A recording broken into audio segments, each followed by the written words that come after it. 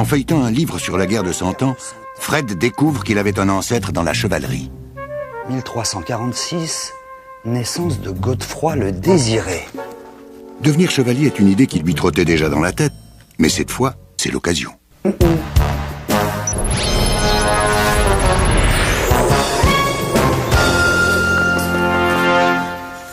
C'est ça la guerre de 100 ans? C'est drôlement calme. Alors reprenons. Le chevalier Godefroy le Désiré est né dans les premières années de la guerre de 100 ans. Le royaume de France est alors dirigé par Philippe VI. Tiens, je l'avais oublié celui-là. Tu as dit calme? Je crois que tu as parlé un peu trop vite, mon ami. Qu'est-ce qu'il veut?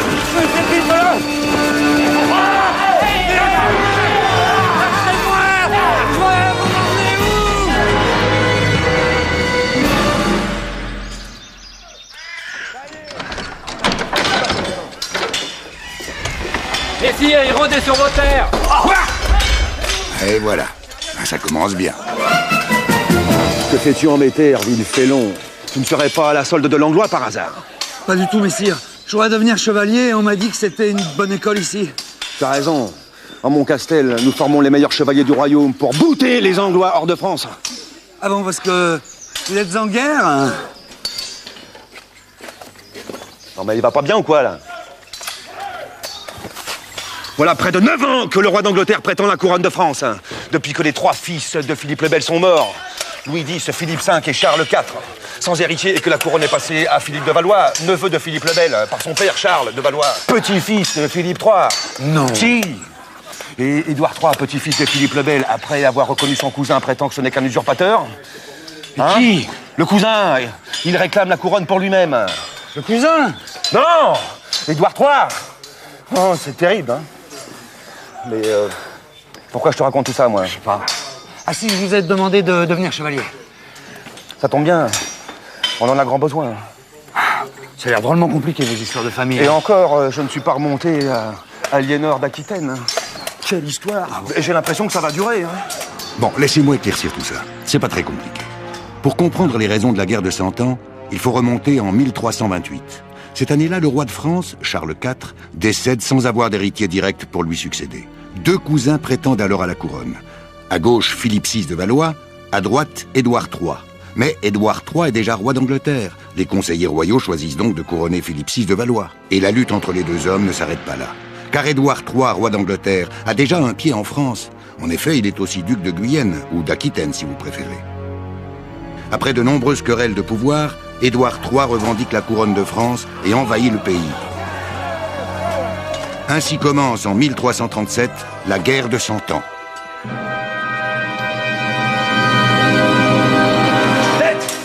Jean, 7! Mais on dirait que le métier rentre. Dis donc, pourquoi veux-tu devenir chevalier? Bah, pour servir le roi de France, messire. Le roi? Tu commenceras par servir ton seigneur et maître. C'est pareil. Messire, je comprends pas. Pourquoi vous dites c'est pareil? Dois-je te rappeler que le roi a partagé son royaume en duché qu'il a confié à des ducs, en comté qu'il a confié à des comtes, qui lui ont en contrepartie juré fidélité. Et les comtes ont eux aussi divisé leurs terres en baronnies, qu'ils ont confiées à des barons. Et les barons, ils ont divisé leurs terres aussi? Oui, en petites seigneuries. Donc si je comprends bien, vous êtes un petit seigneur, un vassal au service d'un baron. Vassal peut-être, mais je lui ai juré fidélité. Donc si tu me sers, tu sers mon baron. Et donc, le roi, mais il comprend rien. Si, j'ai compris, c'est pas dur. Attendez! Soldats, à moi! Fais attention, je crois que tu l'agaces un peu avec tes questions. Donc c'est un baron qui vous a donné les terres? Donner que nenni. Rien n'est gratuit. En contrepartie, je dois lui fournir des soldats et des chevaliers pour guerroyer. Et comment vous payez tout ça? Eh ben justement, en prélevant l'impôt sur les terres qu'il m'a données. Benet. Donc les nobles font la guerre et les paysans la financent. Tiens, tu veux être chevalier? Nettoie-moi ça. Je vois pas le rapport. Mais si, Fred, c'est très simple. Pour devenir chevalier, il faut d'abord apprendre à entretenir les armes, les armures, à manier l'épée, la lance. C'est un apprentissage qui peut durer plusieurs années. Il faut également être initié aux règles de la chevalerie, une sorte de code d'honneur qui prône la générosité envers les faibles, la bravoure au combat, le respect de l'adversaire. Dans une bataille, il est interdit de tuer un chevalier ennemi. On doit le faire prisonnier et le libérer contre une rançon, ce qui finalement arrange bien les affaires des chevaliers. On se bat pour gagner sa vie, on se bat pour être vainqueur, on se bat pour empocher une grasse rançon ou pour piller un territoire. Et puis pour être chevalier, il faut être noble. D'ailleurs, pendant la guerre, le roi anoblira ses plus vaillants soldats pour qu'ils accèdent à cette élite. Pour Fred, qui n'a pas de sang bleu, c'est une aubaine. Eh, vous savez que c'est de l'entretien, une cotte de maille. Faut mettre de l'huile pour éviter que ça rouille. C'est la première fois que je nettoie des vêtements avec de l'huile. Au moins, on verra pas les taches de gras. Laissez passer le messager!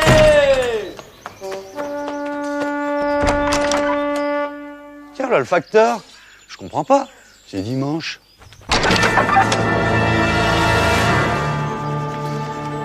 Une mauvaise nouvelle, messire? Édouard, 3 bâtons. Édouard III. Le roi d'Angleterre a débarqué en Normandie avec 15 000 hommes.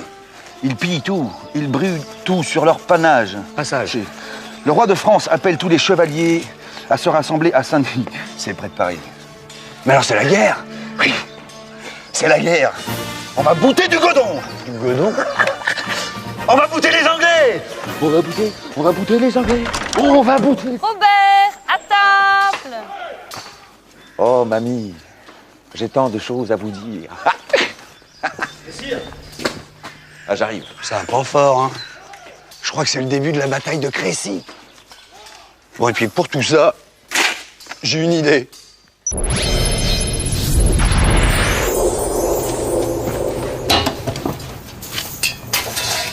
Ça pour une idée, c'est une idée, Fred. Bon alors, Crécy... Le 26 août 1346, les chevaliers de l'armée française subissent une écrasante défaite. Vous vous rendez compte? Oh, c'est pas vrai. J'ai regardé, c'est écrit là. Je peux même vous raconter qu'en arrivant à Crécy, dans le nord de la France, nos valeureux chevaliers étaient très sûrs d'eux. Ils alignaient environ 16 000 hommes face à une armée anglaise qui en comptait 8 000. Mais l'art de la guerre n'est pas une question de nombre. La discipline qui est la force principale des armées, on a toujours appris ça, n'est-ce pas? Eh bien, était beaucoup plus respectée, beaucoup mieux respectée du côté anglais que du côté français. Le modèle était le même, mais les Français étaient finalement des mauvais chevaliers. C'était ça, la vérité. Et puis, pour la première fois, les Anglais alignent en grand nombre leurs fameux archers. À 50 mètres, les flèches traversent les cuirasses des chevaliers français. À travers toute la guerre de 100 ans, les archers anglais étaient une arme incomparable. C'est l'arme nationale. Les Anglais, le peuple anglais dans sa masse, ceux qu'on appelle les yeomen, sont priés d'apprendre le jeu du grand arc est un jeu très difficile, un art martial très difficile à apprendre, qu'il faut apprendre très jeune. Et donc il y a un réservoir d'hommes à la disposition du roi d'Angleterre. Les chevaliers français perdent 3000 hommes. Ceux qui échappent au massacre s'enfuient. Bon, revenons à cette lessive. Oh là là! 3000 morts à Crécy, c'est quand même pas rien! Faut faire quelque chose!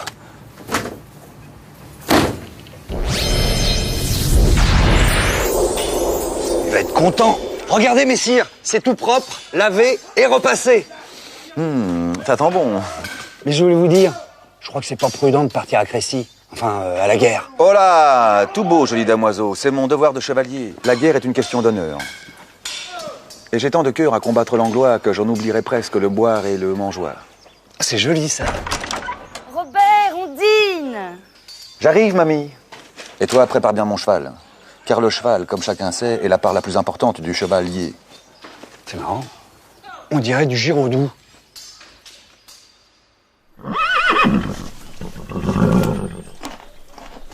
Escuyer! Je suis là, messire! Escuyer qui vient se cuire. Qu'est-ce ceci? Qu'est-ce cela? Un petit peu rétréci, peut-être, ouais. Je sais pas ce qui a pu se passer, messieurs. Vraiment pas. Mamie! Oui. Tu vas voir. Regardez dans quel état est le mamie. Mamie. Mais ce Aubert vous va ravir, Robert. Et puis, en ces temps, la mode change tellement vite. Vous êtes si mignon. Vous pourriez m'accorder quelques instants avant votre départ à la guerre? J'aurais peut-être pas dû la faire bouillir. Mais fais attention, t'aurais pu en prendre soin. À l'époque, on ne plaisante pas avec les armures. C'est une question de survie pour un chevalier. Voilà un exemple de home qui permet la vue uniquement quand il est un petit peu penché comme ça. Et la vue est vraiment très limitée, mais en revanche, au niveau du coup de lance, à l'impact, il n'y a absolument rien qui peut pénétrer dans le home. Il est très protecteur pour ça. C'est un home de sport, c'est-à-dire que c'est très lourd, ça se met sur une armure très lourde, parce que les armures n'étaient pas lourdes, les armures de bataille. Une armure de bataille faisait dans les 20-30 kilos maximum. On pouvait vraiment courir avec, pratiquement. En s'essoufflant un peu, bien sûr. On pouvait faire des galipettes avec une armure, on pouvait rouler dans l'herbe, on pouvait... Quand on se relevait pas, c'est qu'on était blessé. Mais c'est pas le poids de l'armure qui nous empêchait de se relever. Un chevalier doit également entretenir des chevaux, acheter des armes et équiper ses hommes. Alors tout cela, effectivement, est très cher. Or, le propre de la guerre à cette époque, au XIVe plus encore qu'au XVe, c'est qu'on doit s'équiper à ses frais. Ça n'est pas l'employeur, ça n'est pas le roi de guerre, le roi de France, qui est le chef de guerre, qui normalement vous équipe. Vous arrivez avec votre équipement militaire, avec vos montures. Vous vous imaginez quelle perte c'était pour un chevalier que d'être vaincu. Parce qu'automatiquement, il perdait ses armures, il perdait ses montures qui étaient prises par le vainqueur. Chevalier, mes seigneurs, mes compagnons. Oh, mamie. Revenez-moi vite, monseigneur, et que Dieu vous protège. Messire, faut pas y aller. Ils vont vous mettre la pâtée. Mais pourquoi diable faut-il toujours que tu m'empêches de guerroyer? Occupe-toi plutôt de mon domaine pendant mon absence et aide mamie à percevoir l'impôt. Comme vous voudrez. Mes seigneurs, chevalier, le devoir nous appelle. Hop, hop, hop, hop. Comptez-vous? C'est bon. Comme ça, on verra si on n'en perd pas en route. Compagnons, avec moi. 3, 12.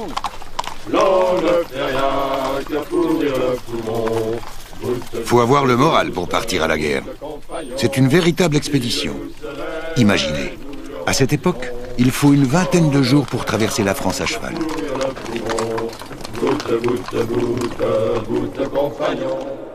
Et pendant ce temps, Fred joue à l'intendant. Vous savez, Dame Robert, c'est bien la première fois que je viens prélever les impôts. Hein. Lequel on vient chercher aujourd'hui? Commençons par les banalités. C'est quoi ça, les banalités? C'est une taxe pour l'entretien du four à pain, du moulin, du pressoir. Que voulez-vous? Il faut bien payer l'entretien des installations du domaine. Je comprends. Et il paraît que les paysans font aussi des corvées. Enfin, je me souviens, j'ai appris ça à l'école. Vous êtes allé à l'école, damoiseau? Eh bien, souvenez-vous, les corvées, les paysans nous donnent quelques jours pour nettoyer les chemins, consolider les remparts du château. Mais dites-moi, c'est payé? Payé? Mais vous êtes fou, mon ami. Mais pourquoi faire? Mais ce sont nos gens. Et puis, en échange, le Seigneur leur accorde sa protection. Oh, vous êtes bien brave, Dame Robert. En cette fin de Moyen-Âge, la guerre coûte cher et ce sont les paysans qui en font les frais. Les charges seigneuriales varient selon les seigneurs, mais l'époque est surtout marquée par la création d'un nouvel impôt royal, la taille. On l'appelle ainsi car il permet de tailler les lances des chevaliers qui partent guerroyer. Enfin, c'est une image. L'impôt a été fait pour financer la guerre à l'origine. Et c'est même sa seule légitimité. Lorsque une guerre n'est pas terminée et lorsqu'elle cesse, à l'époque médiévale, on rembourse les contribuables. C'est une des raisons pour laquelle la guerre de 100 ans va durer si longtemps. Le roi de France a intérêt à prolonger l'état de guerre, le roi d'Angleterre aussi, c'est le seul moyen de lever des impôts. Des paysans doivent aussi subir les pillages de l'armée française qui passe sur leurs terres. Ce sont des époques où les armées n'ont pratiquement pas de service d'approvisionnement. Donc, elles vivent sur le pays. Théoriquement, elles sont supposées payer ce qu'elles prennent. Dans la pratique, elles payent mal ou elles ne payent pas du tout. Et lorsque l'armée anglaise arrive, elle sème la terreur. car elle a pour ordre de tout piller et de tout brûler sur son passage. Le roi d'Angleterre aurait dit, mais naturellement, les populations françaises souffrent, c'est une affaire entendue, mais elles ont un moyen de ne plus souffrir, c'est de me reconnaître comme véritable roi de France. Les paysans finissent par se révolter contre la noblesse qui pille mais ne les protège plus. C'est la jacquerie de 1358. Et puis beaucoup fuient les campagnes appauvries par la guerre en espérant trouver en ville nourriture et protection. Et au château, les jours s'écoulent tranquillement en attendant le retour du Seigneur. Quand on pense que Robert ne sera pas là pour la naissance. Ça vous en fait combien, en fait? 8 filles, ça fera la 9e. Ou peut-être le 9e? Ah, ça, Robert serait très content d'avoir un héritier. Grâce à Dieu, je suis fertile. Sinon, Robert aurait pu me répudier. Vous croyez? Bon, vous savez, aux yeux des hommes et de l'Église, les femmes ne sont bonnes qu'à procréer. Ah bon, il y a 2 poids, 2 mesures? Quand on pense que l'Église autorise les hommes à battre leurs femmes, à commettre l'adultère, alors que si une femme trompe son mari, elle peut être condamnée à mort. Dame Robert, oui, j'ai une question un petit peu indiscrète à vous poser. Qu'est-ce qui va encore nous sortir? Mais si, je vous en prie, faites. Avant de partir à la guerre, Robert, il vous a mis une ceinture de chasteté. Une quoi? Une ceinture de chasteté. Mais qu'est-ce donc que cette diablerie? Fred. Bah quoi, j'ai dit une bêtise? Oh! Il a bougé! Oh, il a bougé.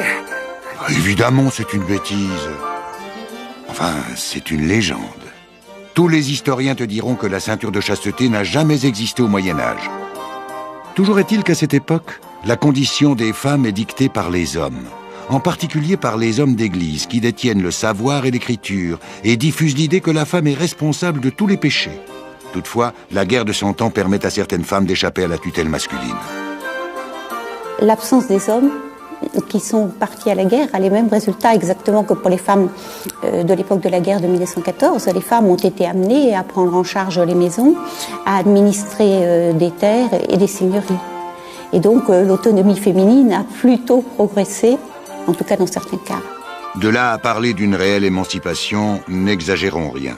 Et puis, dans la noblesse, on voit aussi apparaître une sorte de combat féministe, dans lequel s'illustre Christine de Pisan. Les femmes sont aussi intelligentes que les hommes, écrit-elle. Il faut les laisser étudier. Ses écrits font évidemment scandale, mais elle n'en reste pas moins la première femme à vivre de sa plume. Oh là là, j'ai l'impression qu'elle vient d'accoucher. Alors? C'est un garçon? Un garçon! Eh ben j'en connais un qui va être drôlement heureux quand il va rentrer, hein. Un garçon, il est mignon.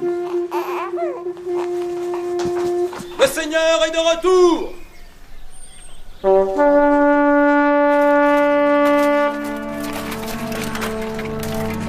Hop, hop, hop, hop, hop. Comptez-vous? Ah, c'est bon.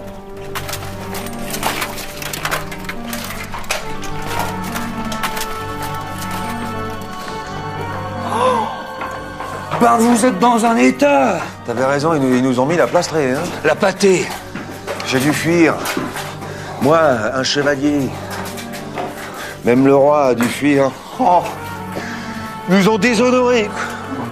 Ressaisissez-vous, monseigneur, je dirai rien à votre fils. Oui, mais quand même. Quoi? Mais quel fils? Ben oui, attendez-moi. Bah, quel fils, là? Messire, votre premier garçon. Oh, il est joli. Je l'ai tellement désiré. Comment vous allez l'appeler? Godefroy le désiré. Non, toi, tu vas te laver les dents avant de passer à table. Tu vas faire peur aux petits. Allez, hop. Allons, festoyer. Venez tous, la compagnie. En l'honneur de mon fils. Godefroy le désiré. 1346. Naissance de Godefroy le désiré. Papy! Voilà! Damoiseau! Viens t'esperger dans la salle! Qu'est-ce que vous avez dit? J'ai toujours un mal fou à vous comprendre. Bon bah assieds-toi, bois un coup d'Hippocrate à la santé de mon fils. C'est de l'Hippocrate, ça? Qu'est-ce qu'il y a là-dedans? Du vin, des épices. C'est bon pour les boyaux. Allez, bois, fais ripaille. Ripaillons, les amis! Buvons un coup à la santé de Godefroy le désiré! Vas-y, Fred, ripaille. Et surtout, ne cherche pas les couverts, on mange avec les doigts. Ne cherche pas les assiettes non plus. On mange sur de grandes tranches de pain que l'on appelle des tranchoirs. Attention quand même, les plats sont épicés, car on pense que la cannelle, le gingembre, le safran et le poivre sont bons pour la digestion. Au Moyen-Âge, on a déjà le souci de la diététique. Il y a des légumes et des fruits en entrée. Et aujourd'hui, t'as de la chance. Il y a de la viande. Car sais-tu que l'Église interdisait de manger de la viande environ 150 jours par an? Du faisan. À l'époque, les festins durent longtemps. Trop longtemps même pour certains. Ça va pas, monseigneur? Un petit coup de blues? Oh. Je suis entré en mélancolie. C'est Hippocrate. Ça vous rend triste. Les Anglois nous ont menés en montage. Ridiculisés. Humiliés.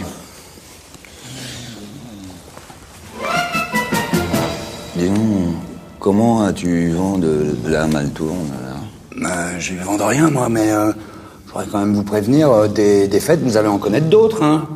Calais, Poitiers. Poitiers, qu'est-ce que vous allez prendre? Ah. Demain, tu participeras au tournoi. Si tu démonstres ta valeur, si tu remportes l'épreuve, je te ferai chevalier. Oh. Ah, si tu veux lui casser le moral, Fred, c'est gagné. C'est vrai que les chevaliers français vont encore subir de lourdes défaites. Après Crécy, ils n'arriveront pas à stopper les Anglais, qui s'emparent de Calais. Le roi Philippe VI décède. Mais son successeur, Jean II le Bon, n'aura pas plus de succès. Le nouveau roi de France perd la bataille de Poitiers. Et à cette occasion, il est fait prisonnier par les Anglais, qui réclament une rançon de 3 millions d'écus d'or, l'équivalent du budget de l'État.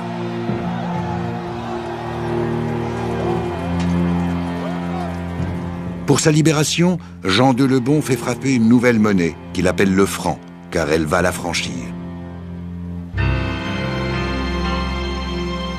Mais lorsqu'il est libéré, le royaume de France a perdu un tiers de son territoire. Tout va changer avec cet homme, Charles V, nouveau roi de France, qui décide de réorganiser l'armée sur le modèle anglais avec l'aide du célèbre Bertrand du Guesclin.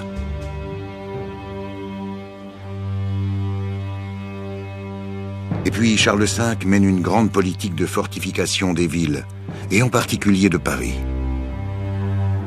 Alors on voit très bien cette formidable enceinte, l'enceinte dite de Charles V, qui est absolument fabuleuse, ponctuée de grandes constructions militaires type la Bastille ou encore le Louvre, et cette grande enceinte de Charles V, sur la rive droite, a été si efficace que jamais Paris n'a été pris par les Anglais jusqu'à la fin de la guerre de Cent Ans. À la mort de Charles V, en 1380, le royaume de France a repris la plupart des territoires qu'il avait perdus. En attendant, pour Fred, le grand jour est arrivé.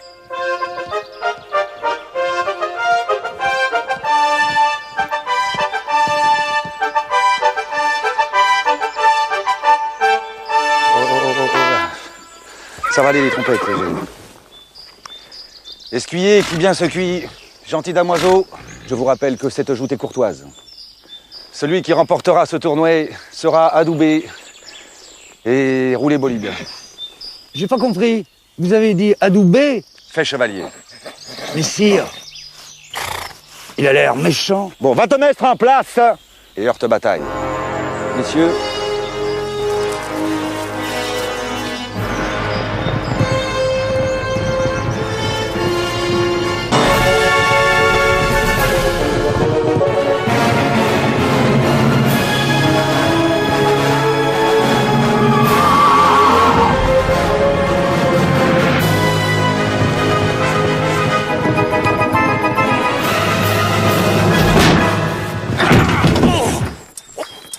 Ça commence mal.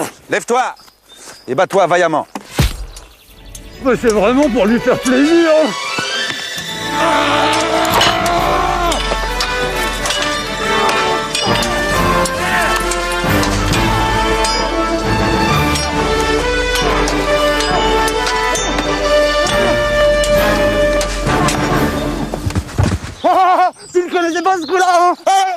Fais-moi le malin maintenant. Faites-lui grâce, escuyer qui bien se cuit.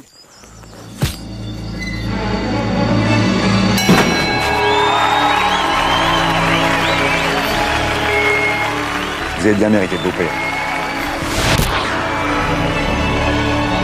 Merci mes amis, ça vous a plu? J'ai fait ce que j'ai pu.